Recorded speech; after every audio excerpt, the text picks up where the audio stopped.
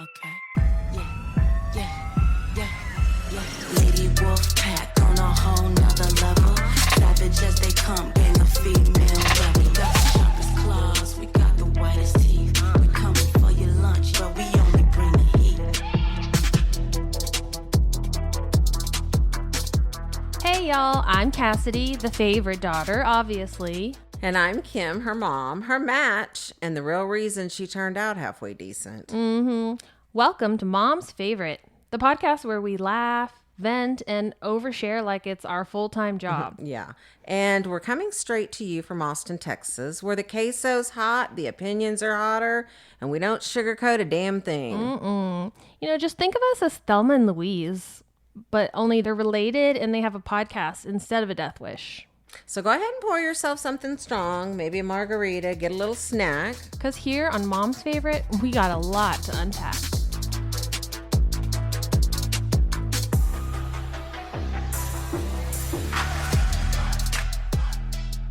Hey, MFers, Kim here. Welcome back to Mom's Favorite. Buckle up because today I'm interviewing one of mine and Egon's longest running friends, professional instigator, part-time philosopher, and full-time chaos coordinator, Mr. Steve Fohl.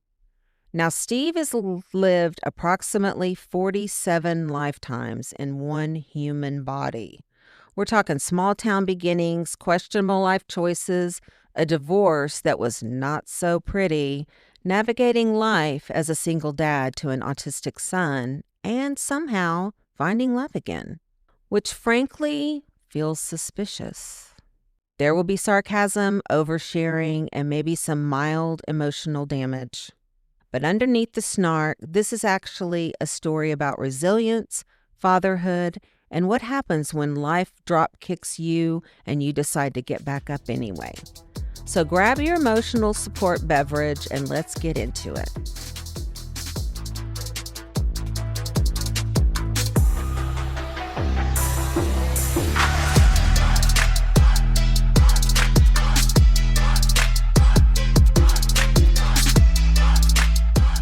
So I am so happy to have the opportunity to sit down with one of our best friends, actually Egon's best friend, and so I'll say our best friends, Steve Fohl, and he's agreed to graciously sit with me and let me ask him pretty much anything. And you know me, I'm going to go deep and dirty and find out all the juicy scoop and details. But seriously, Steve is a huge part of our lives. Basically, we're kind of family, don't you think? Absolutely. I consider you guys family as much as I consider my own family. Yeah. I love that. Before we dive into, you and everything, I kind of want to talk about like sort of how we met and everything and how our families came together. And I thought about it, and I actually thought about it with Shelly because I knew it was right around the same time because Shelly introduced us. And so it would have to be 2010. And I know it was 2010 for a couple of reasons. 2010 was when I lost my mom. And one of the first memories I have of you is I was up with my mom. My mom had just passed, and you and Egon drove up to Temple. I don't know for what, to pick me up, or I don't remember, or pick up stuff or whatever. But you came up, and I really literally, we didn't know each other that well. We had literally only known each other maybe a few months or so. That was really my first interview with you, was driving along in the car. And I remember you asking me all these questions, and we got to the property that backs to the park with the basketball court in Temple, right? Mm-hmm. I remember that clear as a bell. And we were going up there to walk through it and to decide, you were trying to decide whether to sell it or rent it. And what you were going to do that way. Man, I remember that day like it was yesterday. I can't believe that was 16 years ago. I know. Actually, it was longer than 16 years ago. Unbelievable. Well, think about it, because if that was in 2010...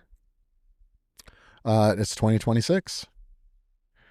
And so how do the math on that? 16 years. Actually, I think it was a little bit longer than that. Probably. I got here in 2008. I met Adrian in 2009. Yeah.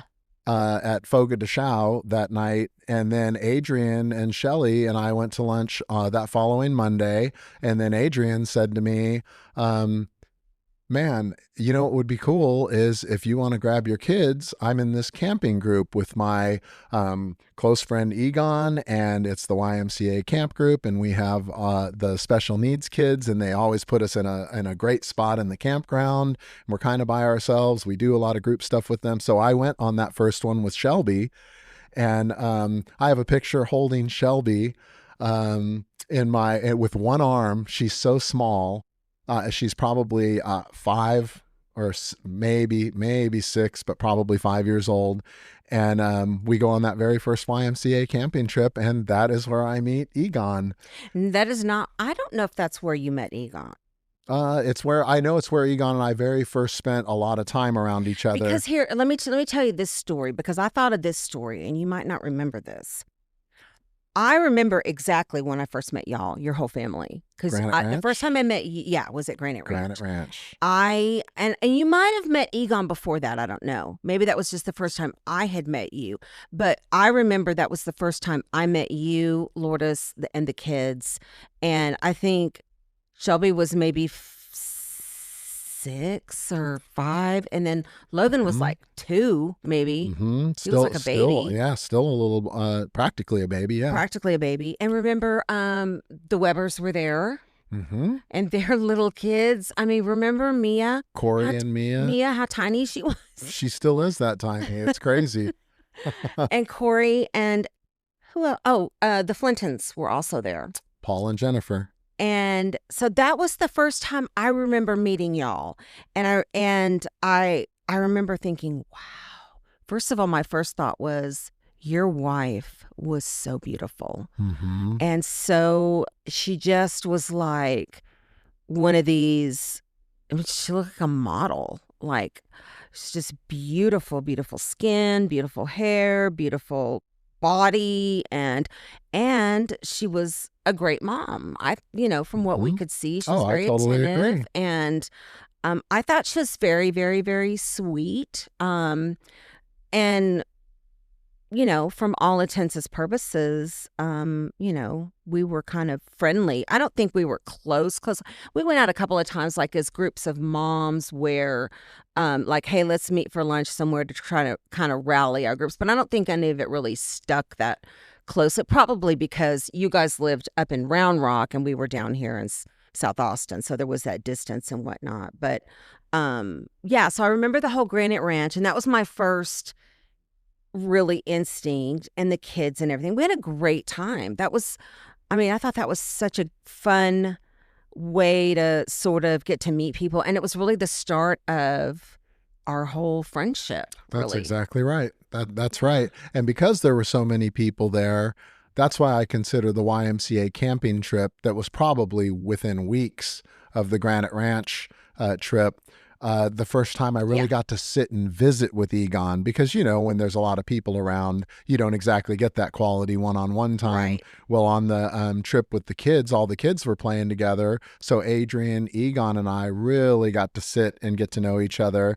And then, of course, the way that the evenings worked on the YMCA trips was sitting around the campfire after the kids would go to sleep, was the first indoctrination into the small batch bourbon tasting in the evening. And then, of course, the real truth starts coming out about everything, and where we came from in life and all of that good stuff. I just had a brilliant idea sitting here talking to you about this. It's like, we need to have the three of you guys on here and to get the real inside scoop about what went on and the campouts, because I don't think we really know all of the all. Oh, that is for sure. And there was some stuff that probably even you, and sitting in that interview as the interviewer, would be like, wait, what? And of course, we wouldn't want to get Egon in trouble for anything that came out of the, and then this happened. Oh, and then, one time Jake jumped off a cliff and all that kind of stuff.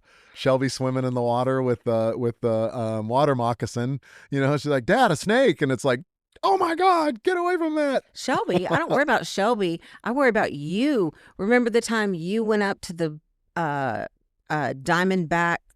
Western Diamondback Rattler, and we're trying to take a selfie with it?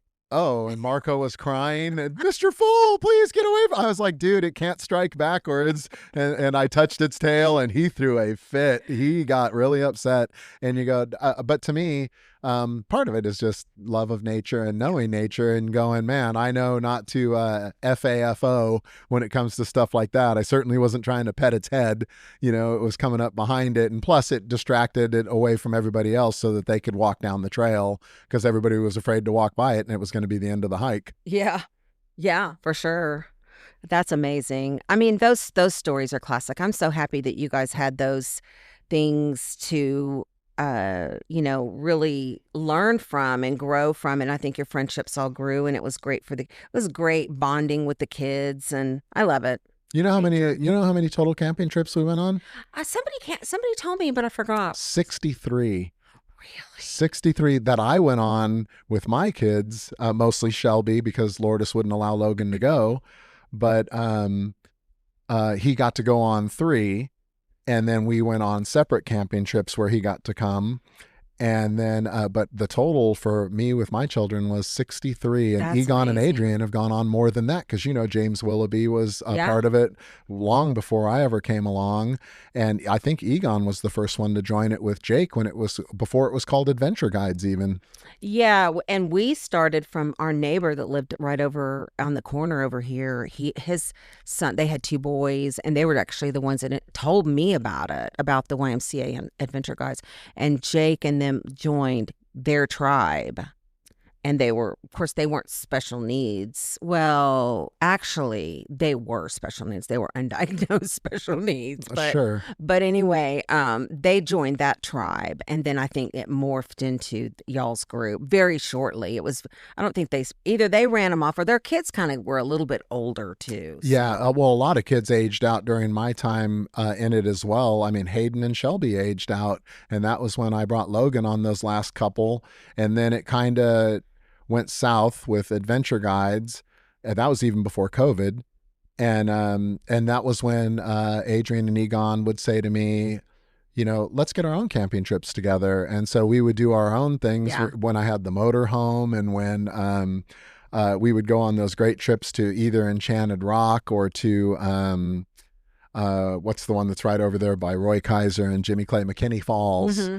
And we've always just had the best time together. You would swear being around us that we're brothers, me, Adrian, and Egon. We always get along great. There's never any issues. And if even a little ripple arrives, we're always so quick to iron it out. Yeah. And that is why our friendship runs as strong as it does today.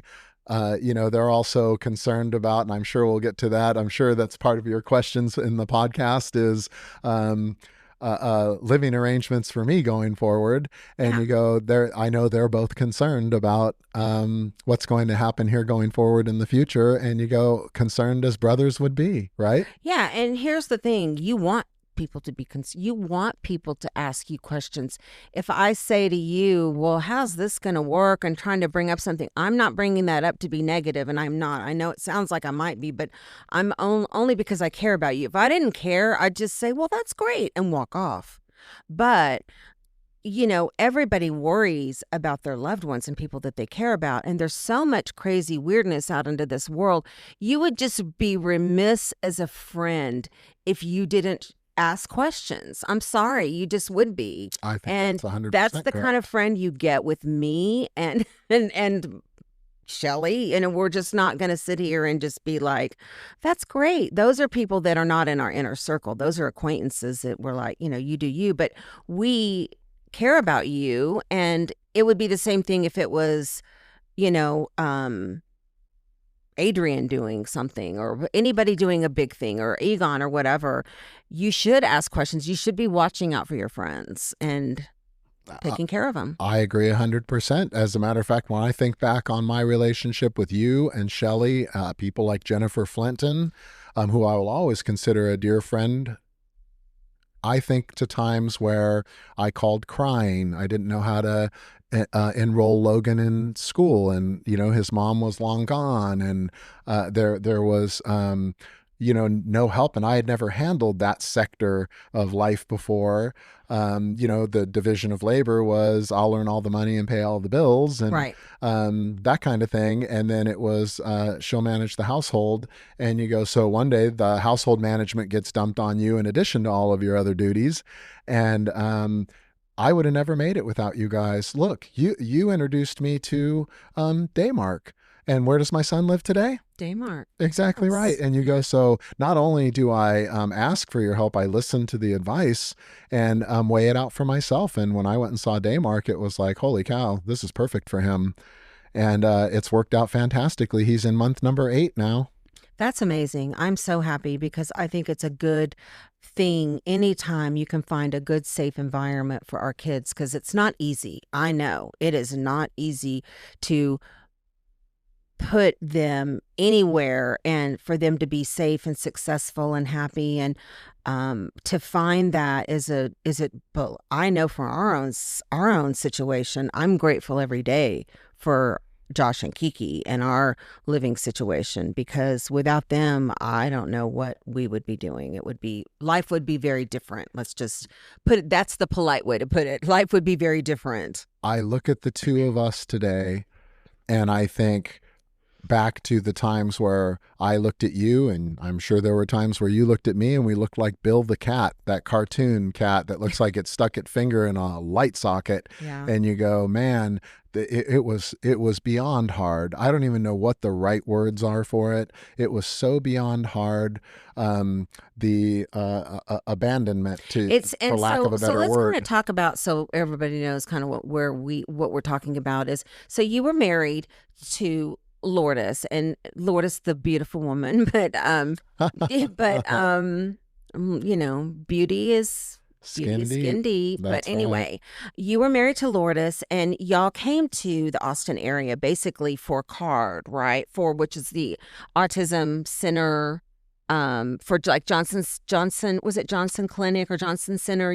That's taking exactly Logan right. for autism support and help, and they were pretty much renowned for the place to go, and y'all chose Austin. Correct. To move. Okay. Correct. So you were in Austin, and from the get-go, and I'm going to be honest. From the get-go, I was like, there's a lot of cracks in this marriage, because, and I'm saying that from the outside of being very judgmental looking in, but I could just see that there was just this thing here where I just thought you and her were not gonna make it, because it was just seemed like it was just so much stress, and back to the beginning of where things kind of started crumbling. Where do you think, what was the start of it? Because from the outside, y'all look like the picture perfect family.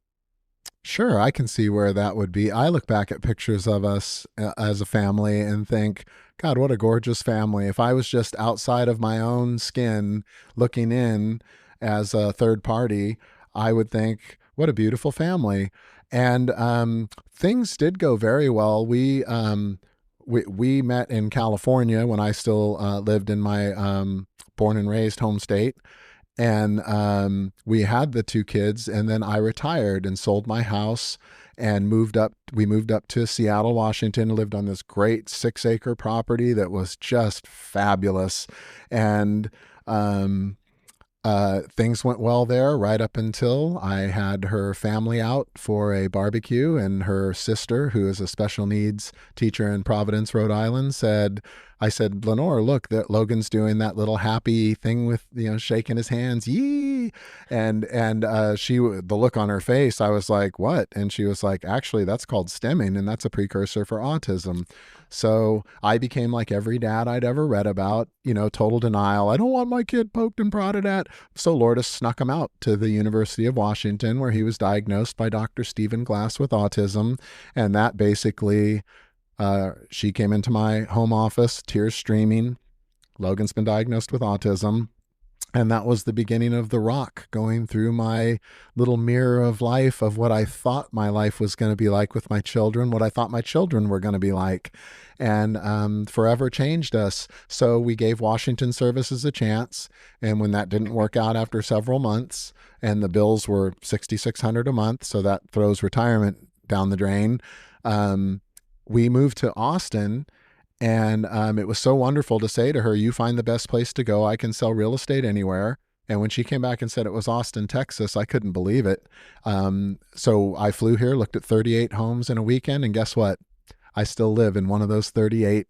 And that was 18 years ago. And man, do I love my house and all the memories of the kids there. It was such a good move for Logan, and Shelby's very much like me, my daughter so much like me, and the fact that she's a chameleon. You could drop Shelby anywhere in the English speaking world and come back and Shelby will have friends and a life and everything going on. So she took to Austin like a fish takes to water. And with Logan, it was a little trickier, but they got the gut issues worked out at the Johnson Center. That was huge. And then he made it all the way through CARD and ABA therapy, graduated, I guess you would say. And then did well in school and graduated from Round Rock High School a couple of years ago.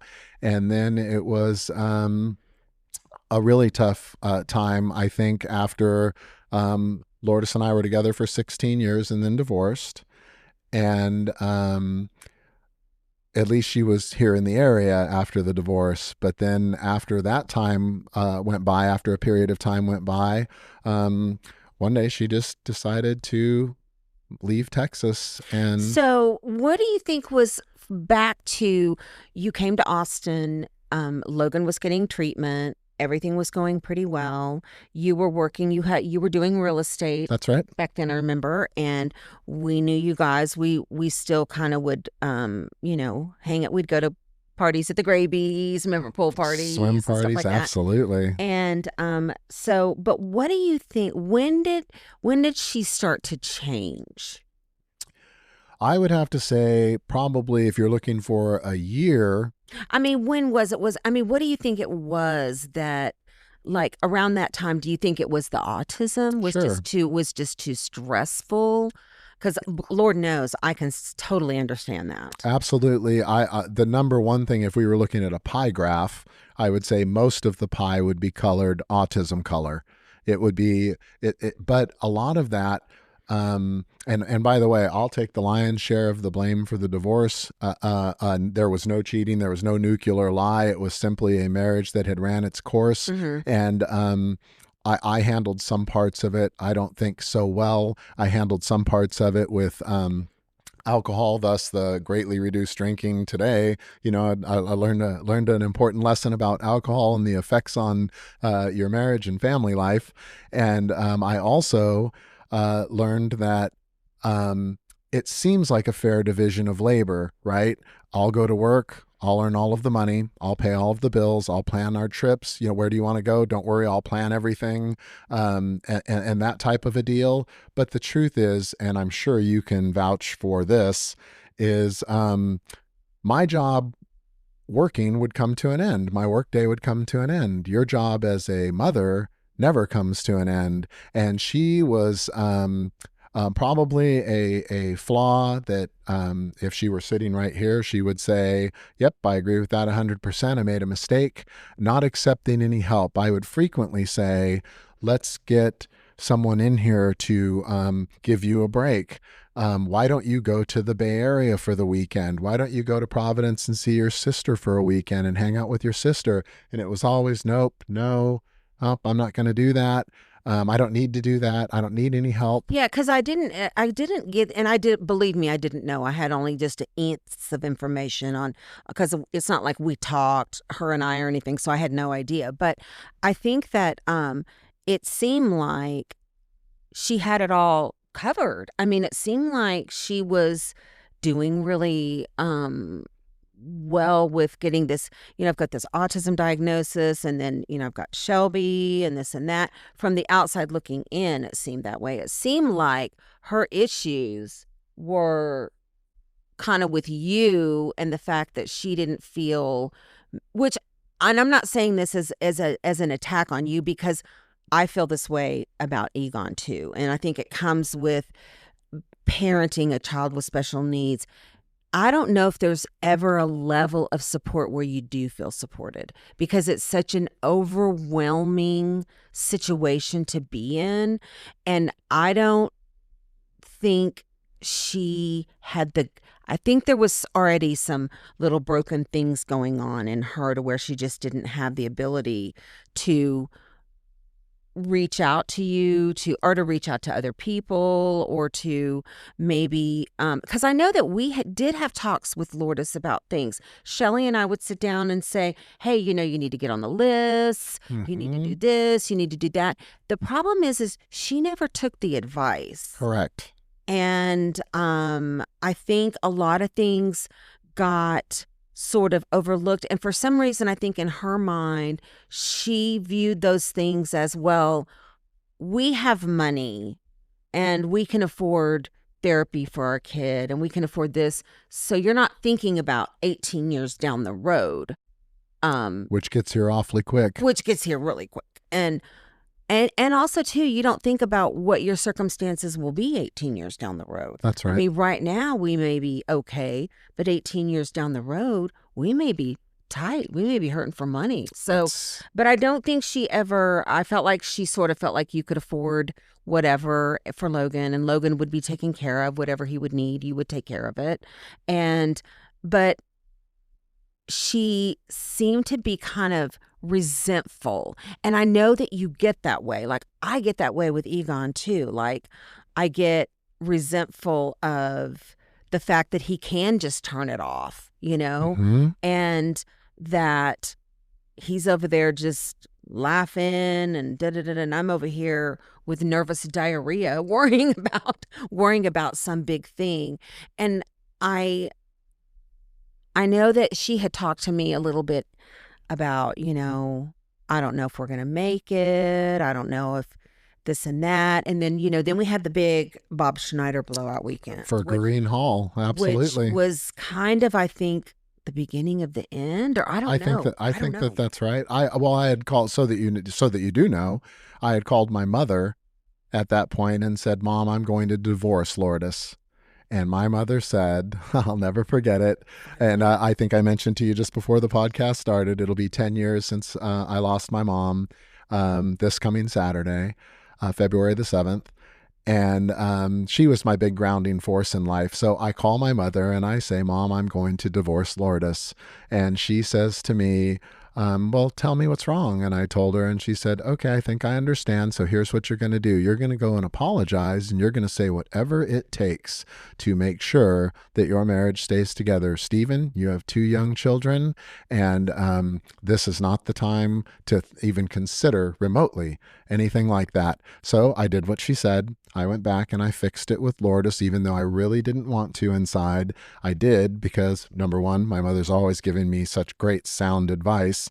And number 2, I never, ever wanted to be the reason for that my kids came from a broken household. Mm-hmm. And so I went back and fixed it. Ironically, when you fast forward to I guess December of 2015, when I was served with divorce paperwork, walking out of my house where she had kissed me goodbye that day, and then had me served with divorce papers, said she was going to the grocery store, kissed me goodbye, walked out of the house, and it was like, wait, what? When I walked out and a little guy pulls up and I was like, are you lost? And he was like, I think so. I'm looking for 27, my address. And I said, oh, then you're not lost. You're here. And he goes, are you Steve Fohl? And I was like, yep. And as soon as I said, yep, I got that heavy feeling in my legs. I thought I was being sued by one of my tenants. Oh, no. And so out of the car steps this little old man, and he walks up and he hands me this big fat envelope and says, it's divorce paperwork. I'm sorry.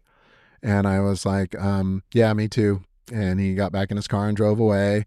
And I went in the house and I called my mother and I said, you're not going to believe this, Mom. I just got served with divorce paperwork from Lourdes. And my mom goes, oh, good. And I said, good? What happened 4 years ago, and fix it? And she said, son, your kids were younger then. And since the time that we've had that conversation, I've watched very closely, and I've watched her be almost 100% of your misery and almost 0% of your happiness, and don't do anything to fix it. You just let it run its course and don't do anything crazy or stupid. I'm sure that you're probably pretty emotional inside. This just happened. Yep, it just happened. And she's like, well, you sound pretty calm. And I was like, I am, Mom. I am totally, I'm at peace with this happening. I feel bad for the kids. Yeah. I don't know how we're going to explain this to Shelby, our neurotypical child, and I really don't understand how Logan is going to process this whole thing. So that part was really tough. But and as you know, just based on the timeline, my mother would die during the divorce. And so where did I live when I had to rotate out of the house? At your guys' house on the lake. At the lake house. It's the bachelor pad. It actually... Intermittent bachelor pad. Boy, I wish I could say bachelor pad. It was my little fortress of solitude. Egon knows that, because the only people to ever come out there were Egon, Adrian, my sister, and then at the very, very tail end of it, it would be my first girlfriend post-divorce, and that was the extent of it. I enjoyed my own time out there, crying, laughing, remembering, and I think you should buy realizing. I think you should buy the. Is that why you really have me here? A really good deal. So she filed for divorce. That's and right. she wanted the divorce and whatnot. So I know that there was so much drama revolving around your divorce. And it was like every day was a new day of what's going on between you guys and what's she going to do and just the craziness. And she was just really bitter. And I think starting with, so you guys had a prenup, correct? That's correct. Which was probably smart on your part. I mean... Yes, until my attorney, who was a very sophisticated attorney from downtown Austin, by the name of Aaron Azell, showed me what he would do to punch holes in my prenuptial agreement had he been on the other side. Things like, let me give you for example. For example, he said, well, man, you did a great job of listing all of your assets. How much were all of those worth? And I was like, well, geez, I don't know. Are you talking about like today's value or yesteryear's value? And he was like, see, right there. See, now if I'm her attorney, I'm saying to the judge in court, I didn't know what I was signing away. I didn't know I was signing away millions. I didn't know what I was signing.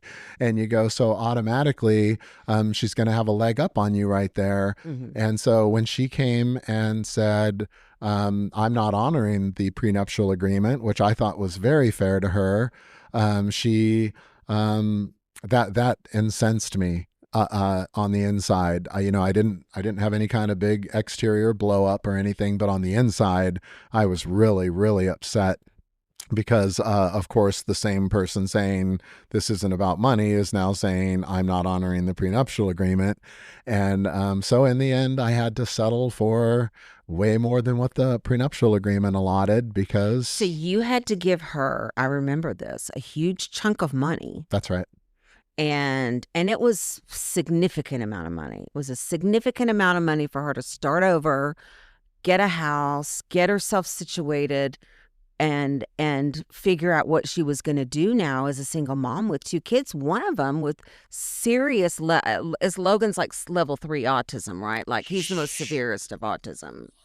I don't know about most severe, because he's verbal. No. But that's just, okay, like level 1, like I think even, I mean that, okay, the level 1, 2, and 3 isn't like the most severest, isn't like what you would think to be the most severest. Correct. I would say it can be basically someone who cannot take care of themselves on a daily basis. That's right. Okay, that's level 3. Okay. So, I don't know the whole criteria because that's kind of new. Level 1, 2, and 3. We didn't have that. We did not have that. I'm surprised there's only 3 levels. I would think that there would be 5, and that like 3 would be middle of the road. And I would say that Logan, if I had to grade him, I would say 3.75. 5 being, you touch the child, it screams, it doesn't even really acknowledge its own parents or anything, like still wears a diaper at 15 years old, and that type of thing. With level 1 being, man, I can't even tell your child is autistic. I've met so many kids where it's like, wait, what? Your child is on the spectrum? You just don't recognize it. Right, exactly. Because, since they combined or got rid of Asperger's, I think that now is like level 1 is Asperger's, like people that are just quirky and weird. Correct. That's that. And because, honestly, Jake's pretty much level 2 or 3. I don't know what he is, honestly, but he can't live alone. Right, of course not. None of the children that I know autistically, Corey, Logan, Jimmy, Coulter, Jake, etc. None of those kids would be able to live alone. Well, they're not kids anymore, and we can tell by them being adults now that they're not capable of being able to live alone and will never be capable of living on their own. Right. So I would love to talk about all this. What do you think about all this whole thing going on with the autism and the now, RFK is all up in. I don't want to go down this road of stuff, but I feel like now more attention is coming to stuff and people are like realizing that this is a real problem with autism, and hopefully they're going to be coming up with more solutions, like living solutions and more job solutions and more schooling solutions. Because our schooling situation was terrible. So it was okay in elementary, but past that it was like, it was kind of just basically a place to put him every day, and I don't know that he really got that much out of it. But yeah, I think all of this recent attention to, autism and what is autism and who hasn't, and how come everybody has autism. That's a little touch of the tism, as we call it. Touch of the tism. We even have our little song. Ball, ball, ball, ball, ball, ball, touch ball, of the ball. tism. Or is it that when you live with the tism, you become of one with the tism? I don't know. That is absolutely right. So going back to the beginning of the divorce, she got this plenty of money, which was his total gift, and she easily could go off and start her life, and everything's great. I'm sure she's living a happy life now and married and having her. Are you talking about Lourdes? Yeah. Oh, so what no. happened? So what happened? She got all this money. She got all the money, and as a matter of fact, I held on to the check as I handed it to her, and she was like, let go of the check. And I couldn't let go because of the absurd amount. I couldn't let go without saying to her, I feel so compelled and obligated to say to you, please buy a house with this money. I will sell you a house and give you the commission. We can put it towards the sales price, your closing costs, etc. And her response was, I don't need your effing help. I don't want your effing help. And so what happened today, that big pile of money is long gone. It was gone in 2 years, despite the fact that I also paid $4,250 per month for years in spousal and child support. And then one day when the spousal support finally dropped off, I paid $2,500 a month for more years for both kids, despite the fact that I had them more than my percentage of time, because there was always an excuse at custody exchange. I need you to take them for longer. I need you this. I need you that. And so that part was, I thought, the worst part of all of it until the pandemic came. And during the pandemic, it was custody exchange one day at my house because there was no school. The schools had already been pretty much closed. And she came by and dropped the kids off. Well, while we're talking, they come in on the TV and say, we interrupt this broadcast. I think it was the NCAA tournament that I had on the television, and they stopped the basketball game, cleared the court, cleared the stadium, and then the news broke in and said, basically, we're shutting down America. So she starts crying, and I said, what are you crying about? And she said, well, the kids are going to be here with you, and the country's going into this lockdown thing. And Steve, I'm going to lose my job. I'm going to lose my place to live.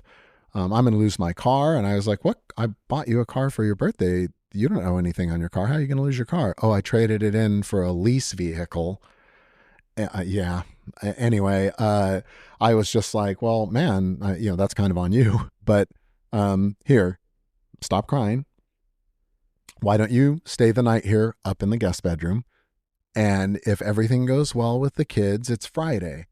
If everything goes well with the kids, and everybody's happy, I know the dogs will be happy to have you back in the house. If the kids are okay with it, then why don't you stay the weekend? And if the weekend goes okay, I'll have my lawn crew go over and clear out your house, and I'll call your landlord. I know your landlord. And so she was a realtor. And I said, and I'll explain to her what's happening and with the pandemic and how, come on, a court system's going to let her out of the lease anyway. Mm-hmm. So that was exactly what we did. My crew went over, and the weekend went fine. The overnighter went fine. And I brought her back into the house, which all of my friends and family, you included. I well remember that scenario. Telling me how insane I was. And you go, and I agree with you guys to a certain point. But also for me, I will tell you where most people grit their teeth when they think back to the pandemic.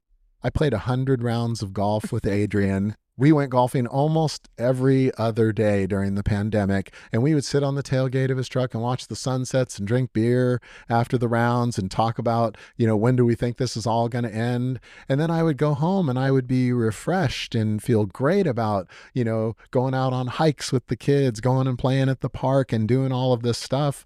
And so I felt like it was a win-win situation for everybody. The kids were happy. The dogs were happy. Lourdes was happy. I was happy.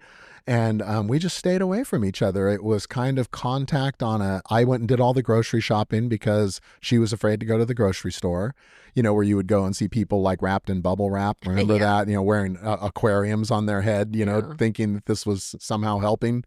The cashier would have the plexiglass between you and them, but then they would touch all your groceries and you would think, I'm not sure I understand any of this. And so it was such a crazy time, but it went great for about 13 months. And then she went off the deep end and one day came in and slammed her hand down on the kitchen island while I was making coffee one morning and said, I want to start having every other Thursday, Friday, Saturday, Sunday off to go do whatever I want and not tell you what I'm doing. And I'll be home on Sunday night or maybe Monday morning. Well, of course, I have my back to her and as I'm making the coffee, and I laugh because I thought she was joking. And when I turned around, she slammed her hand down on that island and said, I'm not kidding. And I said, well, then this is all coming to an end because no, that absolutely not. That's not part of what our agreement was. You're trying to rewrite a whole new agreement. So unfortunately, no. If that's the way that you feel, then you need to move out. And so that was how that ended after 13 months from, March of 2020 to June of 2021. And so she moved out and what did she need time off for? I have no idea. Because at that point she wasn't working. Or was she working? She's only worked, if you don't count Lourdes being a nanny in San Francisco, when I first met her, in our 16 years together, Lourdes only worked a grand total of 1.5 years. That was when she worked at BH2. You remember that? And when she worked at that hormonal place. That's going to be really bad when she goes to collect her Social Security. She's not going to get... What Social Security? She's not going to qualify for Social Security. She isn't. She doesn't have the work time in. Oh, wow. And anything she's doing now, she's doing off the record because the Texas State Attorney General Office is monitoring her Social Security number. If they see that come up, they will garnish her wages. She owes me over $9,000. She owes support. I made her a personal loan that the court ordered her to pay back, and she just quit on all of it. And then the big one was me hiring her away a couple years later. She calls me and tells me this is 2023. She calls and tells me, I can't afford it here. $60,000 a year as a one income half-time parent is not enough for me to be able to make a living here. I'm going to have to move back to California with my parents. So this is the middle of the night. I thought something was wrong when I saw the call come in, which was the reason I answered it. And I said to her, hey, it's late. Give me 24 hours to digest what you've said here, which included insane things, I thought, like, have you ever thought of taking your own life? She asked. And I it's the middle of the night. You woke up out of a dead sleep and you're trying to process what's happening here. Like I said to her, are you thinking, no, I'm just asking. And I was like, well, geez, that's such an unusual and kind of a dangerous question. So I told her, give me 24 hours and let me think about it and I'll come back and present a plan to you. And if it's acceptable, great. So I call her back and I tell her, or I ask her, what is the amount of money you're ending up with at the end of each paycheck? And she told me, and I said, what if I doubled that, gave you cash, you quit your job, and you come, are you ready for it? Back into the house. Back into the house. And you, and I'll pay you that much. I'll double what you're making at the end of each paycheck and just give it to you in cash. And I'll give it to you on the first of every single month. We'll never have to discuss it. You'll never have to ask me for it.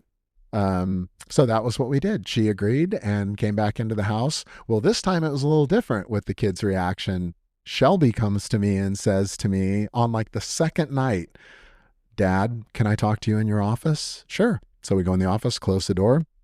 Shelby leans in and says, the Lourdes that you think that you're getting back is not the real Lourdes. And I said, what? And first of all, I thought it unusual that she called her by name. And so I knew something was wrong between them. And she said that the Lourdes that you're getting back, this is totally fake what she's presenting to you. I think you're making a big mistake bringing her back into the house. And I said, understood and duly noted. And so during that time, I went back to kind of getting to have a life again, knowing that she was okay there, would never, ever hurt the kids. And once again, the dogs were happy. The household was okay. And but at this point, when she's coming back into the house and for the second time, you're sort of paying her, well, you are paying her. That's right. She's basically an employee. She's That's basically correct. an employee for you, for Logan. She signed an employment contract that I drew up. That's right. Yeah. Okay. I was just, and so on another note, was this like, y'all weren't in any kind of relationship, were you? Never. Okay. Nope. Okay. Just thought I would throw that in there. No way. No. The first go round, she came into my bedroom one night and was like, for nostalgia and all that stuff. And it was just like, sake, come here. All right. And you go, but you know me, I am at a point in my life where I've done my rounds and I'd had my fun running through the fields, picking flowers and all of that. And I am, at that point was when I was very first entertaining. I'm not sure I'm ever going to go for another relationship again. I have my thing one and thing two in my children, and I did not see any other reason to ever be married again. And really, when I thought of it like that, well, it was kind of like playing football. When I wasn't going to play football anymore, I didn't see any reason to go to college anymore. And you go, if you have your kids and you can't really see a reason to go into another serious relationship, because why? And certainly not get married again, because why? And so that was the really the first feelings that I had that way. And so when she came back in the second time, guess what? It lasted 13 months. Stop me if you've heard that before. Oh my goodness. And then she went straight off the deep end, and then I had to kick her out that time. So she really was losing it by that point, because I remember there was like a lot of crazy stuff going on. She was also, do you think she was an alcoholic pretty much? So one day I go outside to get my garbage cans, and my next door neighbor, Brian, who I love dearly, said to me, hey, neighbor. And I said, hey, Bri, how's it going? Good. Man, that must have been some party you had the other night. And I said, I'm sorry, what? And he said, I see you took the liberty of filling up my recycle can. And I said, what? And he calls me over and I look, and there his recycle bin, which was 32 gallons, I believe, so a big one, was completely full of wine bottles. And then I said, I recognized the brand immediately, Butter Chardonnay. I go into my house and I start looking in cabinets and thinking, where was she hiding this stuff? Well, in like the laundry cabinet, bottles turned sideways. Mm-hmm. Kim, I went up into the cabinet to grab a couple of vases for flowers before my girlfriend came in this last trip.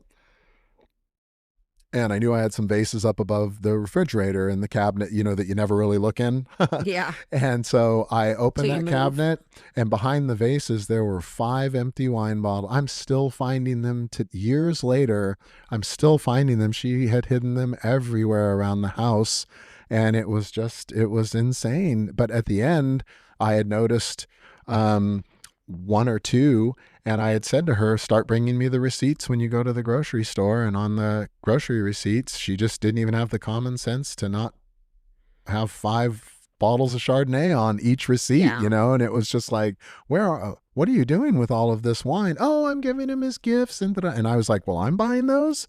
For people you're giving them as gifts to, buy those with your own money. And then it kind of stopped, but the drinking didn't stop. Mm-hmm. And so there was no question about it when you talk about alcoholism. And I'm sure that carries on today. I mean, I still get friends that are quote unquote mutual friends of ours that send me screenshots of her social media and in front of a big pile of pot. It's legal in California. So that she's not doing anything Is she illegal. living in California? Yes. Yep. She abandoned the kids on August 10th of 2024 and moved back with her parents, which lasted, I think, about a week.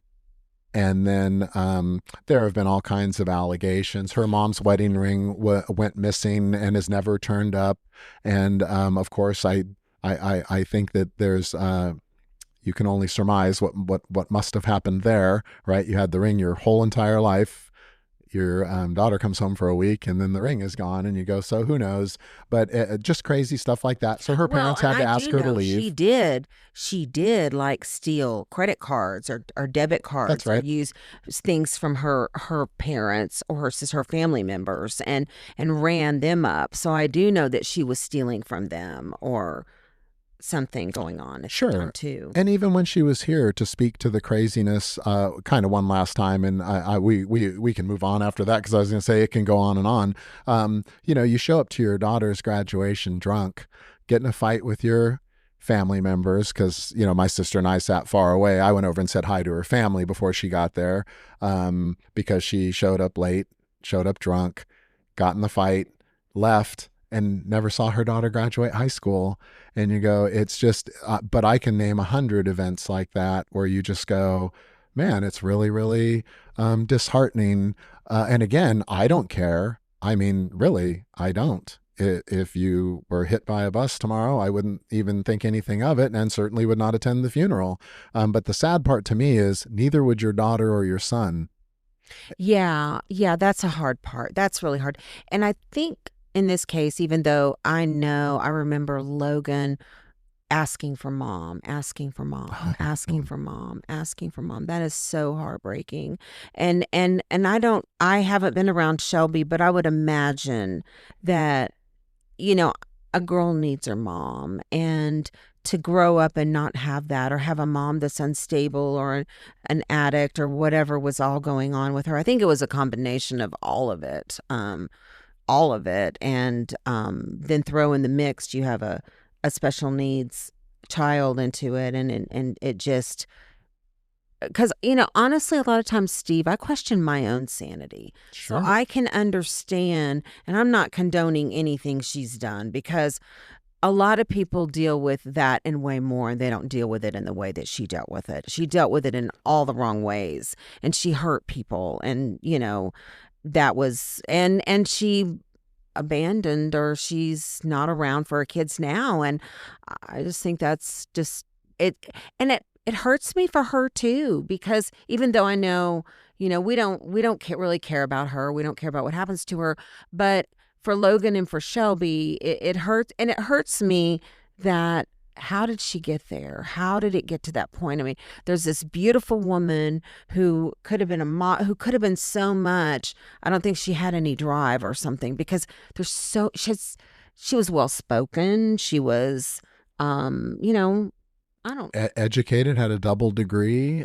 There was no, in sports, they used to say, I don't know how that player didn't make it. He had all the tools. Yeah. And you go, she had all the tools to be successful in life, but she wants someone to take care of her. And you go, for me, that was the program that I kind of signed up for. I'm well aware of that. I thought I had everything in life, and all that I was missing was the, I guess, the proverbial trophy wife. Yeah. Because when you talk about how beautiful she was, I know this makes me sound like kind of an ass. And I probably am kind of an ass, but I was going to say that I told her one time in an argument, you may be a 10 on the outside, but you're a 0 on the inside. And that equates to a 5, my dear. When you divide that by 2, that equates to about a 5. And it is too bad that you can't see that if the way that you are were words on your skin, you would be one of the ugliest people on the planet. Yeah. Yeah, that's so true. That's very true. And it is sad how it's just kind of a wasted life, really. I hope at some point maybe she can pull it around or pull it together. I don't have a lot of faith in that. But what I do have a lot of faith in is after all of this went through, and I've known you through all of these things, and a lot of those things have been very dark times and the ups and downs of the Lourdes and the this and that. The most pain I think I saw you in was after she had left and everything finally, and it wasn't because of her leaving. It was because you were suddenly left holding the complete bag of everything. Logan, Shelby, just everything. You were left holding the bag. And having Logan really is a full-time job and someone that needs really one-to-one attention almost all the time. That's right. So your life drastically changed. And not only that, you're opening up this life of figuring out all these things that should have been done along the road for Logan. There's, he's not on the list. He's not on this. So many things weren't done to prepare for this time in his life. And so you're having to go back and, just scramble to get him what he needs, and figure out the learning curve. Learning what these kids need it takes years to do that. So you had to obviously step in and do the crash course of, okay, now I'm solely responsible for Logan and his care 24/7. Now what do I do? And I really saw you. I really hurt for you during that time because I could tell how scared you were. Mm-hmm. And that's a great word. Because I recognize that fear because I also wear that fear. Mm-hmm. And I really for all of us, Shelly, Adrian, Egon, we talked about it and everything. And all of us were really trying to figure out how can we help Steve? What can we do? What resources, and I know Shelly especially was probably bombarding you with emails and texts, check this out, do this, do that. And, we really wanted to try to help as much as we could. But the bottom line is when you're in it, it's just you. It's just you and really, and Shelby was away, safely tucked away at school or in up there. And so, really it was you and Logan. And it just was I could tell it was a really bad time for you. I was so thankful that she had gone off to college and was living her best life. And as you know, or maybe you don't know, Shelby is the very first graduate from college in our entire family tree on the Fohl side of the family. Never in the hundreds of years of Fohls in America has one single child graduated from college. So I was so proud of her with all that she had going on, the issues with her own mother, battling her little demons. Shelby has PTSD from being raised with Logan. Oh, totally. And one of my favorite stories to tell is her coming downstairs when she was younger, maybe 10 or 11, and crying. And I said, "What's the matter?" And she said, "Daddy, because Logan is a special needs child, does that mean I'm not special? And I said, is that what you think? You come right over here and sit on my lap and let me tell you the story about being the firstborn child. So I tell her this whole elaborate story, and she runs off, smiling and happy. Thanks, Dad. And I look in the kitchen. What?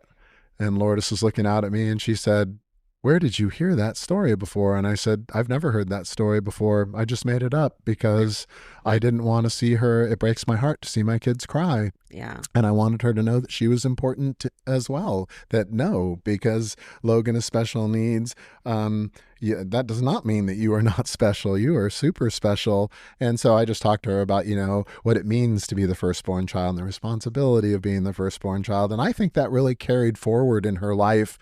She was proud to carry the torch as the first graduate in the family. She is so open. You can really talk with Shelby about almost anything. And in that way, I feel like the apple really fell next to the tree, because the same thing I told you before we sat down to do the podcast here was, Kim, you can ask me anything. My whole life is an open book. I don't do things that I'm ashamed of or embarrassed about. So I have nothing to cover up or feel, a certain way about talking about with anyone. I'm totally comfortable being asked anything. I mean, seriously, think about a question you really, really want to ask me, and we're here on a podcast. Go ahead and ask. Yeah. Well, I'm trying to think of what is it that I really want to know. I pretty much know most of your story because, like I say, we've been like family for a number of years. But I am really happy to say that you are now in a relationship with someone. Mm-hmm. You have met your mate, your person, and I just seeing you go from that dark place and all of the shit that happened and everything, and then now to see this light in you is so amazing, and it makes me so happy, and you more than deserve it because you have paid your price in crap. And so I feel like if anyone deserves to be happy, it's you. And so tell the story about how you met this little gem of yours. Well, first of all, thank you for saying that. I have to tell you, over these last several months, to hear from my own family and closest friends, we have never seen you this happy. It just makes my heart overflow. It really does. I mean, you're practically doing pirouettes, okay? I have to tell you, It's almost a little disgusting how lovey, although it makes me very happy and it makes everybody happy, and we're just jealous because we don't have it. I have to tell you, I think it's rare what she and I have. Her name is Agata, and we met on South Padre Island. Excuse me.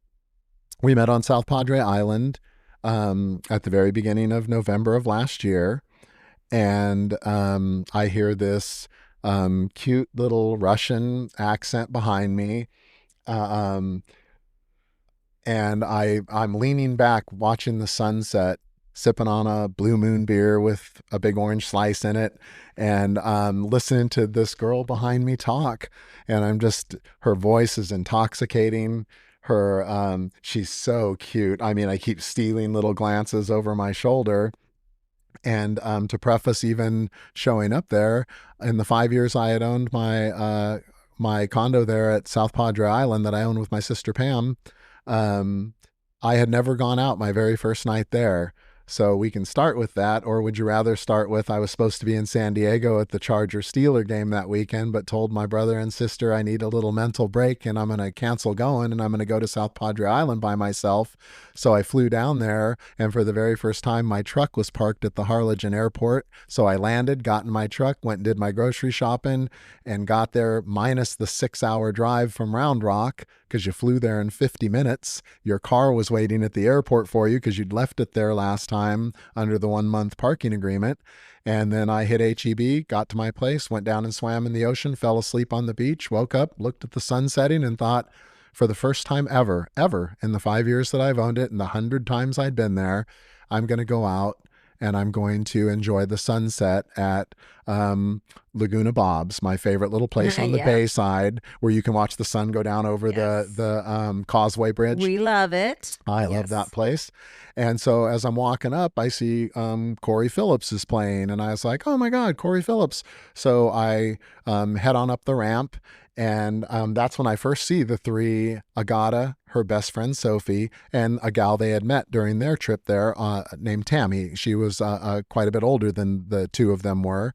And I thought, oh, great, look, cute girls and the sunset and a Blue Moon beer. And I know the guys there. So they were like, hey, Steve, we'll get you a Blue Moon. And I'm sitting along the rail and I'm listening to Corey's music and I'm listening to Agata speak to Sophie and Tammy, and her voice is just like music. I mean, I could listen to her read the phone book and would be like, no, don't stop reading.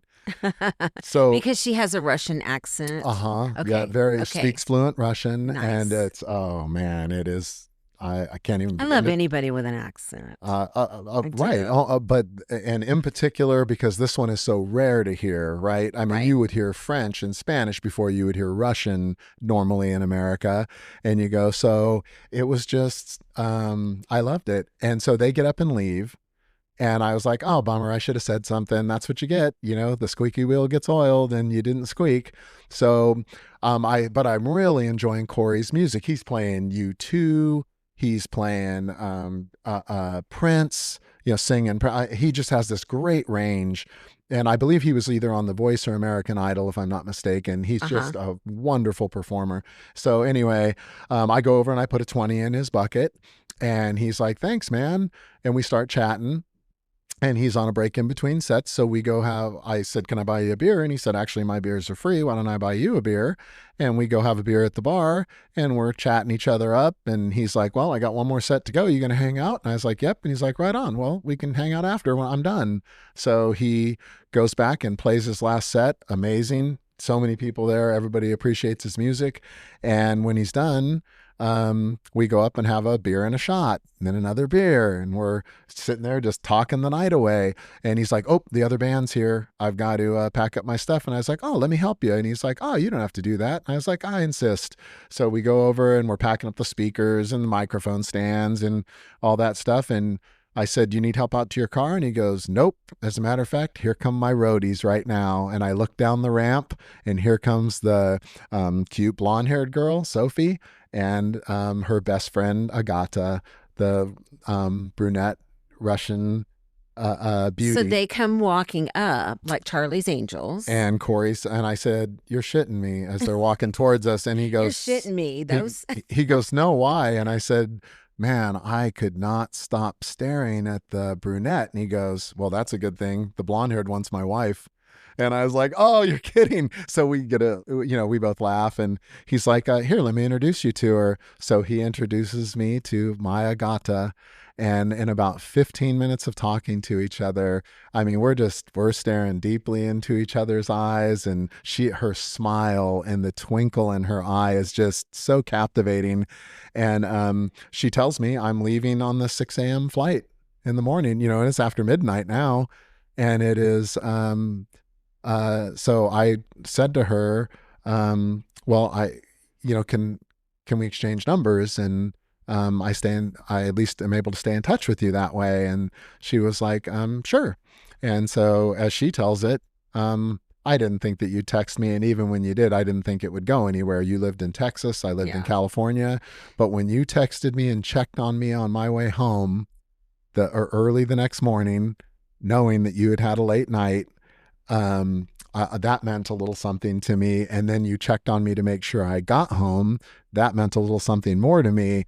But Steve, when you said, I'd like to come and see you, and I said, well, my holiday calendar's blacked out because we're already in November. And she said, so, maybe after the new year. And you said, I don't think it can wait. And I said to you, well, there's only the one weekend. And you said you're going to Atlanta to the UT Georgia football game and then the Carolina Atlanta NFL game. With Adrian and Matt and Hart and all of his friends there in Georgia. I said, I am, but what if I it's a crazy thought, but what if I came back from that trip? We get back on Monday morning and I could have my best friend take me from the South Terminal in Austin to the main terminal. And I'll board another flight and come see you in San Diego. And she was like, you would do that? And I said, yeah. And she's like, well, I love your crazy plan. Okay, but you know, you can't stay with me. There's no staying together. And I was like, I know. I said, I'm a Hyatt Club member. So the Gas Lamp District in San Diego sound okay? And she was like, that would be amazing. It's like 18 minutes from my house. And so I said, okay. So I've booked a reservation at the Hotel Andaz, which is a Hyatt boutique hotel. And she was like, I love that place. You know, and you know me, oh, stayed there a couple times, huh? And she was like, no, I love the rooftop bar with my girlfriends and da-da-da. And I was like, man, I love that. And so she picked me up at the airport, and it was one of those hugs that had a future in it right away. I mean, right away, we would both tell you the same exact things separate of one another. And that is, we knew right away. We knew right away. And we sat on that couch in my suite at the Hyatt and talked the night away, and had a magical 4 days together. And when it came time to leave, we went down to her car and she said, well, and I was like, well, how do we want to leave it? And basically the conversation was, what are the options? And I said, we could just go back to our own lives. And this was really fun. And she was like, I don't like that one. And I was like, well, how about we could go back to our own lives, but still stay in touch with each other and still try to continue to make this work from a long distance dating standpoint. And she was like, any others? And I said, yeah, we could commit to being in a relationship with each other right now. And I'll tell you, I loved our time together and that I love you. And she was like, stared at me for a minute and didn't say anything. And I thought, well, this will be the make it or break it point, but what have you got to lose? Right. I mean, I really did feel that strongly about our time together. And she said, I like the last one and I love you too. And she got in her car and drove away. And I must have stared, standing out in the middle of the street for at least a full minute, which you know how long that is when you stand out in the middle of traffic. That's a long time. And, but man, I was just head over heels for her. And so I scheduled another time to come in. And the next time I said, the hotel is booked. Any other suggestions? That's the only place I know in downtown San Diego. And she said, sure, my place. And so we had taken this quantum leap forward in just one visit. And then she came and stayed with me. And I'm happy to tell you and all of the listeners that if we don't end up married, man, something went dramatically wrong, because she is a perfect overlay for my life. And when you say you found your person, you have no idea the mouthful that you've said right there. I really have found my person. She's my peace. That's so amazing. I love that so much. I love that you find love at any stage of your life, at any age of your life, at any time, and see how it came to you when you least expect it. You're not even looking for it. It'll hunt you down. When it's meant to be, it'll find you. That is exactly. Well, my mother called it the butterfly theory. Stephen, Yes, when you were I a know little about boy, yep, and you'd run trying to catch those butterflies across the street on the Sheehan property, what would happen? Oh man, I'd get all tuckered out and I'd sit down all sweaty and, you know, my little butterfly net and my empty jar. And she'd be like, right, then what would happen? And I'd say, well, then it was really frustrating, Mom. They'd come land right on me. And she'd say, exactly. That's what love is. If you try and chase it, it'll always just be out of your grasp. But if you'll just sit still, it will come and find you and land on you when you least expect it. And I always loved that story. Yeah. I believe in fate. I believe what is meant for you will find you and you will have it. Even in some and little also corner. what is not meant for you will be shown too. So you always have to kind of be aware of what is and what isn't meant for you. And it does seem like that it was kind of meant to be. And I just can tell by your happiness and your just change in you in the last couple of months has been amazing. And of course, everybody wants to see. I would love to have her to come and chat with us. Maybe when she comes to Austin at some point, we'll get a little a powwow together with her and see get her take on how things are with you and what she thought about you. And that would be totally amazing. I'm sure she would be down for that. She'll be back in March. February is her birthday month, and it's a short month. And but we talked about it the other day, and she'll be back in March. I'm sure that she would love to do that. I would love to hear her on a podcast that I wasn't a part of. I would love to hear what the things that she would have to say. But we share a lot with each other. There are not a lot of thoughts that escape our conversation. When you do the long distance thing, a lot of our conversations are Monday, Tuesday, Wednesday nights when she doesn't have her son. And we'll talk for 3 and 4 hours on the phone. And my sister said the other day, what do you guys talk about for 3 or 4 hours when you talk a couple nights in a row each week? And I said, the thing that I love about her, Pam, is we never run out of things to talk about, interesting, exciting, learning, etc., things to talk about. As a matter of fact, that's how I know.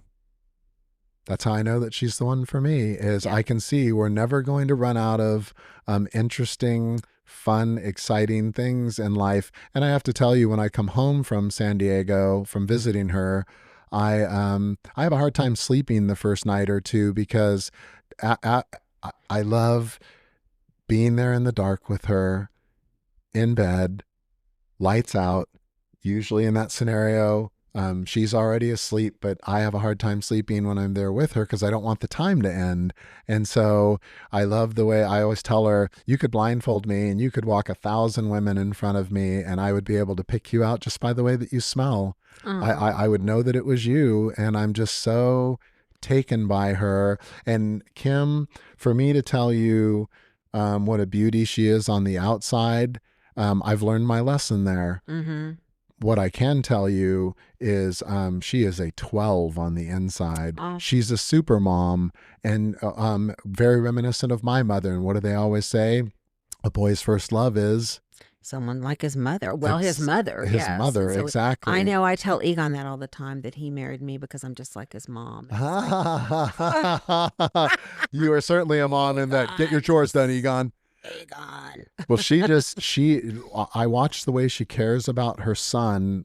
I love the way she loves me, and I watch the way she genuinely cares about other people. And I'll make this brief by just simply saying, even people that have not earned the right to have her care about them. As a matter of fact, some of those people have done exactly the opposite, and still she just has a heart as big as Texas, just a heart of solid gold. And it's so attractive to me because, as I mentioned earlier, I felt obligated to marry this type of woman in the first go round, thinking so shallowly as, well, look, she's tall and man, we'll have these athletic kids, Olympians and NFL players and WNBA player and all that stuff.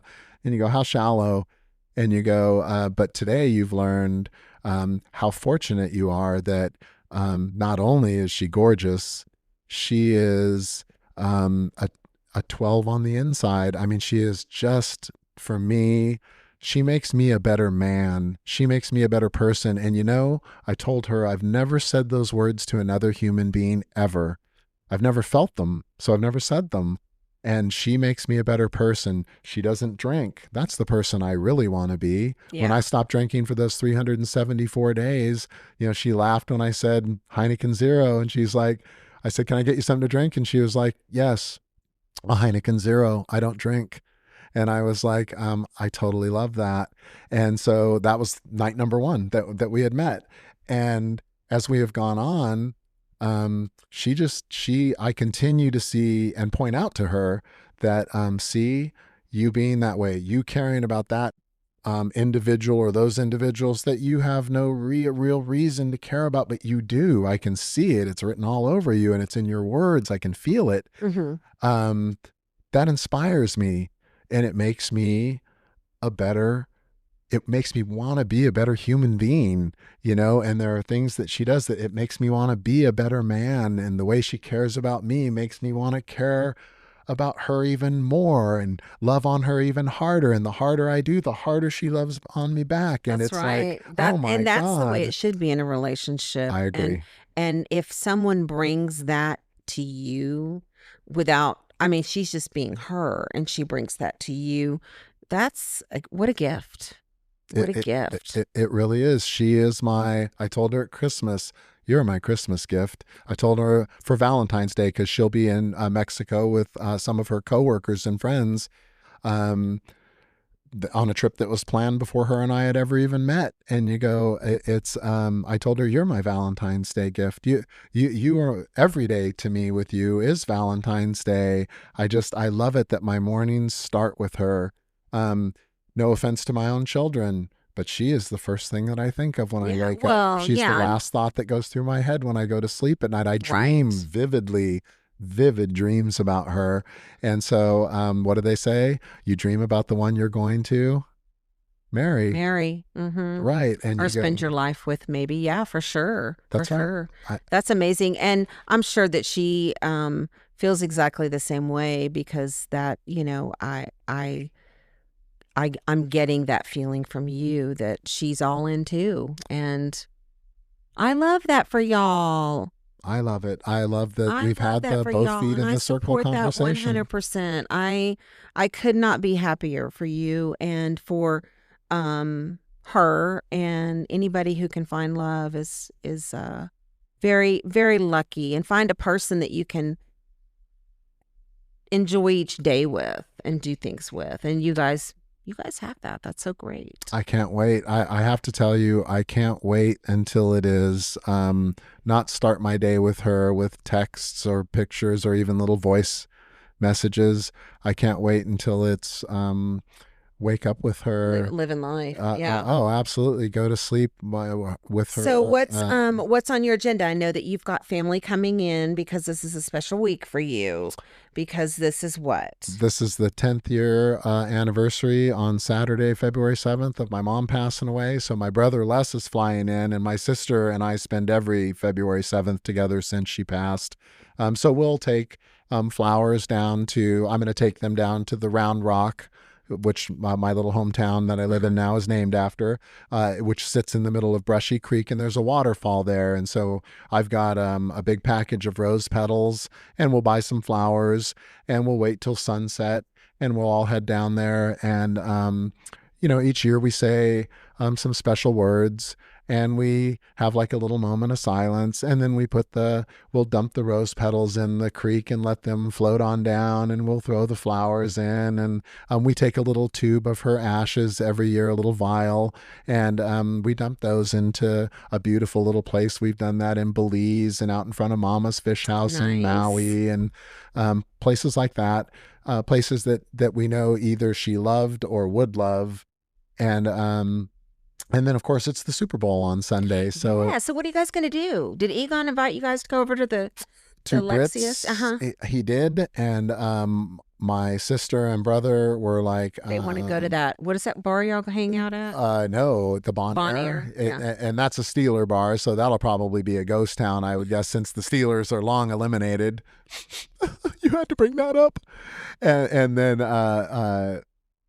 what Pam and Les have decided is, no, instead of going to a party and being around a lot of people, we want to be there to visit with each other. Right. And so we're either going to watch it at my house or at Pam's house, or depending on what Egon's plans ultimately end up being, maybe even the lake house. Right. And so, but they want to keep it small. And that's always been my brother. My brother has always said, during our times together, if you wouldn't mind, maybe don't invite a bunch of friends and stuff around, because I want to see my brother. I want to spend time and visit with my brother, and your attention gets divided away so easily that large groups of people, I sometimes leave feeling like I didn't really get the time with you that I wanted. So from the time that I pick him up till the time that I drop him off, because I'm headed to San Diego on Monday to go spend time with my girl before she heads off to Mexico, it'll just be brother's time. And my sister texted me this morning. Pam said, hey, I want to make sure that we're slumber partying it while they're there at your house. I'm coming to stay too. I'm packing a bag and I'm coming and staying at your house too. And it's like, Oh, that'll be nice. oh, I love it. I love it. hanging out. I love Pam. I love your family. I don't know Les very well. I've met him a couple times, but I love Pam. I love your family. I love the love that you guys have for each other. You're a very close family, and it's beautiful. It's beautiful to kind of be a part of it on the outside, and so that sounds like so much fun. Yeah, I wish we could hang out. Maybe I don't know for sure. We are supposed to go over to Britt and Kathy's, and actually they have this shop, like a metal shop, and it's all like done up like a man cave sort of. It's got all these big TVs on the walls, and so I don't know. We'll see. We also I was talked to Cass and Dave, and so they'll probably want to come over too and watch the game or something. But these are Egon's Patriots. Oh, absolutely. As a matter of fact, the last time that I was with Egon's Patriots was Adrian thinking the Falcons had the Super Bowl won when it was 28-3 at halftime. Everybody was rooting for the Falcons at that party at the lake house, except for Egon. And in the second half, watching Egon like a little kid, all happy but afraid to say anything because everybody else was a Falcon fan and nobody could believe what was happening in the second half. And your husband steals another Super Bowl. There it is. There's the Patriots again winning. So after we're done, I'm actually going to drive out to Dick's Sporting Goods and get some Patriots T-shirts for us to wear. So, very I don't think good. we have any. And since it is his team, I figure, we might as well just go all out. Well, I know he's got the Cowboys jersey, but I don't think he has a Patriots one. And I told him that, hey, man, if you're NFC Cowboys who have not been to a Super Bowl, I think since maybe I was in grade school. I don't know. I love to tease him about that. But boy, the Patriots have sure more than made up for that with their 6 Super Bowls and I know. all of that. It's he's picked 2 good ones. As much as I dislike the Cowboys, or despise might be the right word, I sure admire everything that the Patriots have done. I'm a Steeler fan, so of course you can't be a Steeler fan and a Patriot fan, but that doesn't mean you can't admire it. I grew up in the Bay Area, and same thing with the 49ers. Is man, I wasn't a 49er fan, but it was hard not to admire the Joe Montana, Jerry Rice, Steve Young teams. I know. And I tend to like a team too. If I really love someone and it's their team, then I like them too. But I guess that's why I kind of sort of, the thing about the Patriots, I'm just going to say this. Okay. I don't like their emblem guy. That little soldier dude, that little patriot guy. I mean, I was looking at their apparel and I was like, this stuff is so ugly and I don't like that. They need to. Well, what would you have? What would you have as the emblem for a patriot? It's hard because, outside of the American flag, I know. It's pretty hard to quantify what is a patriot. I get it. I'm surprised that Trump hasn't called it Trumps now. The New England Trumps. Trumps. Put his own name on the team or something. Good Lord. Good Lord. Well, he's actually the one that is saying that the Commanders need to change their name back to the Redskins. And what he quotes is absolutely true about, did you know the Redskins went to the tribes, the 5 main tribes of in America, Indian tribes, and went to their leaders, to the heads of those tribes, and got their permission to call them the Redskins. Did you know that the logo of the Indian with the feather on the Washington Redskins helmet, did you know that was designed by one of those leaders of one of the tribes, designed the logo and approved it, and that actually all of the tribes were against the name changing away from Redskins to Commanders, because if you remember, that all happened during the whole cancellation culture uprising of we're going to take down statues and we're going to take down this and we're going to take down that because it offends people. Well, guess what? Everything offends people. My old high school changed their name from the San Lorenzo High Rebels, which we were so proud of and loved, to the San Lorenzo Grizzlies. And I sent a letter saying, Hey, my cousin was killed by a grizzly bear. I'm offended. Da-da-da-da. And although that's not true about the cousin and the bear, you go, the letter was true. And it was, if you change this name, I will never, ever give a single penny or come and participate in anything scholastically for my alma mater ever again. And I used to love going back there and speaking and doing all kinds of things. And but I, true to my word, nope. No. Never again. You change that name and you are messing with history, and those who forget are destined to be reminded. That's right. And you go, you get rid of history, you go around erasing things, and it's no wonder our country can't remember who it was. You know, we used to be the pitcher, we used to be proactive. Now we're the catcher. Now we wait for something to happen, and there's no better example of that than 9/11. Let's wait until it happens, then we'll institute all of this stuff. And by the way, circling back around on that, 9/11 happens and we have TSA the next week. Yeah. And you go, so one event, couple thousand people dead as a result of it. And you go, now let's talk about autism. What was the autistic rate when Jake was born? When your son was born, Kim, what was the autistic rate? I think it was like 1 in 10,000. It was staggeringly remote. And now what is it today? It's like 1 in 30. 1 in 31. 1 in 30. And you go, so watch this.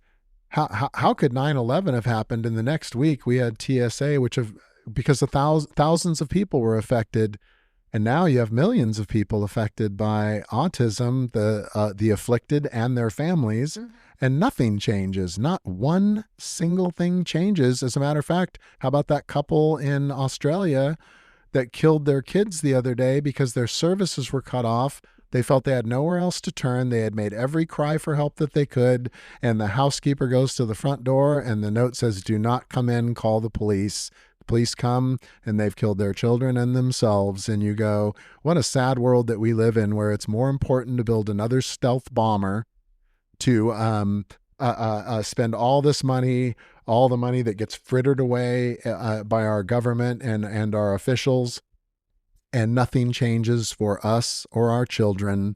There's no help on the horizon. I know. They could take these abandoned buildings and rehab them, and they could have centers like Daymark in every city in America. They just simply don't do it because why? The pharmaceutical companies can't figure out how to capitalize on it. They can't figure out, look at what they've done with Ozempic. And you go, man, here, America's grossly overweight. Let's capitalize on that. And you go, but they can't figure out how to do it with autism, so autism remains untouched. It's its own pandemic. I know. And you go, and nothing gets done. A blind eye gets turned to it by just about every single person. We did that march on the Capitol, and I listened to all the parents speak to the politicians. And when it was my turn to speak, my turn was quite different. My turn was, you people need to be hit over the head with a baseball bat. And I mean that figuratively. I'm not threatening you. I don't mean that literally. Yes. I'm saying that you people need to be hit over the head with a baseball bat, because you sit here. I've listened to you for 2 hours sit here and tell the parents, oh, yeah, we know. Oh, yeah, it is a problem. And I'm sitting here as I've almost grinded my teeth into sand. And I think to myself, what is the matter with you people? How do we not leave this room and do something today? Start today. And nothing gets done. And it's really, really sad to me. And it really shakes me to my core because I am fortunate. You and Egon are fortunate. We have means. So many people don't have those means, and those people are drowning. And you look at what happened there in Australia, and I'm afraid, terrified actually, that that's going to become more of a norm. Yeah, and I think it happens. It happens. It's not the first time I've heard of, a mom that literally got to the end of her rope with her special needs child and killed the child and killed herself. And that's the first time I've heard of a whole family like that. Me too. I've heard it, and I'm just going to say that in the darkest and darkest of times, when I was with Jake here and Egon was working those ungodly hours, and I was just by myself with him, and how scared I was, and how there was no help anywhere. And I'm like, month after month of this, you start realizing, I don't think I want to continue living like this. This is awful, because you're watching your child suffer, and your day consists of getting up every day and watching your child suffer, and then going out and fighting people to help you, schools, doctors, insurance companies, people, society. It wears you out. It totally wipes you out. It takes everything out of you to where you're doing good just to exist. And I can totally relate to them getting to the point where they just didn't have any other alternative. I said to Agata that during that time, during those 11 months from the August 10th date that Logan and Shelby's mother abandoned them, through the time Logan moved into Daymark, that was about an 11-month period. And during that 11 months, I didn't go out with a single person. And she was like, well, yeah, you had your hands full and stuff. And it was like, oh, it wasn't just that. I wasn't going to drag anybody into that world. Mm-hmm. I mean, you saw what it was doing to me. Mm-hmm. And it was like, man, I'm sorry. In this case, misery doesn't want company. Right. I do not want anybody else disturbed to the level that I was disturbed at. I don't want anybody sad to the level I was sad at. And it was just easiest to focus all my attention on him, because like you said, from the time he wakes up till the time he goes to sleep, it's 100% of your attention. Oh yeah, it's 100. And yeah, and no one can really do that on a long-term basis, even doing it the way you did it for 13 months. You were the one that told me that. It nearly killed you. So yeah, I'm happy that they are starting to do some things. So hopefully more and more and more will get done with finding services and creating things for our, they're not kids anymore, they're grown-ups, but for our boys, our men, and all the other ones, and the hundreds, the 1 in 30, 1 in 12 in California. 1 in 12. It's staggering. Google search the Somali children. And it's mostly men. Think about it. It's mostly boys, even though there are some girls, but it's mostly boys. And so think about this. Think about if the majority of boys being born are being born with this brain developmental issue. I mean, they all can't be engineers. They all can't be Elon Musk, Steve. I read a thing the other day that said, is the Tylenol thing BS? Because it said, why do you think that it's boys that are predominantly affected by autism? And I thought, man, I don't know. And as I read on down the article, it said, well, think about it. When the boys are circumcised, they give them Tylenol in the hospital. And it was like, and it was saying girls don't get it. And I thought to myself, wow, that's amazingly coincidental that it would be that way. And of course, that's kind of died down now, the whole Tylenol thing. And I love how they immediately come out and say, well, we've done the studies. And you go, you've done the studies in less than a year since that information came out? Yeah. What studies? Can I read those? Where are those printed? Where can I look those up?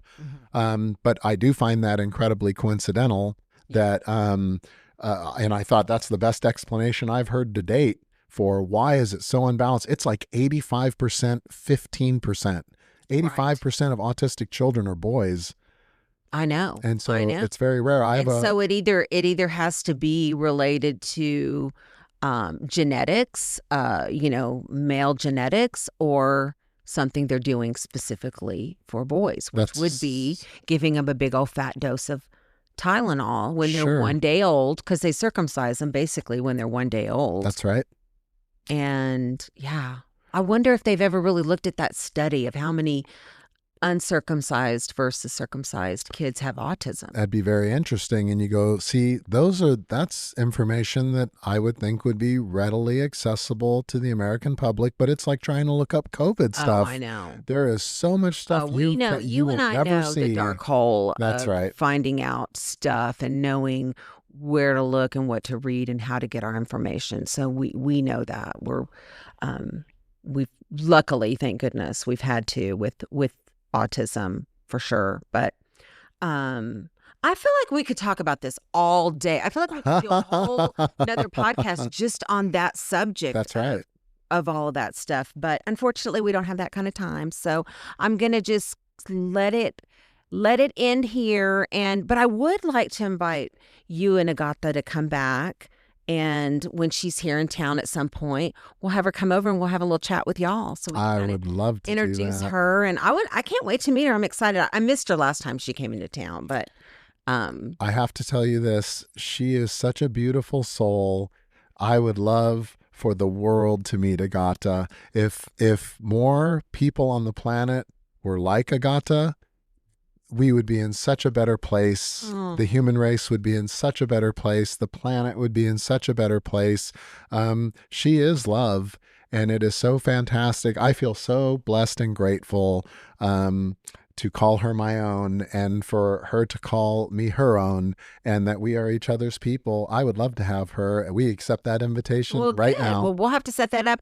And I'm just excited. And it sounds like there'll be some wedding bills coming before too long. Who knows? Who knows? If we are not married by the end of 2027, something again went dramatically wrong along the way. I absolutely can see that because where I had said at the outset of your show that there was no marriage on my radar at any point going forward. Agatha has never been married. And so for me, I would love for her to have that experience. And when I think of people that I would love to call my wife, it's not people. There's only one person. Absolutely. And I can't wait for that day to get here. Oh, well, congratulations. I'm so happy. And I look forward to what comes next for y'all. And thank you so much, Steve, for coming over and being so open and honest and, just kind of giving us the thumbnail about, love and life and how things can go from the depths of the worst to, the best time of your life. So here's to the best times of our life. Here's to the best times of our life. Thanks for having me on the show. Thank you.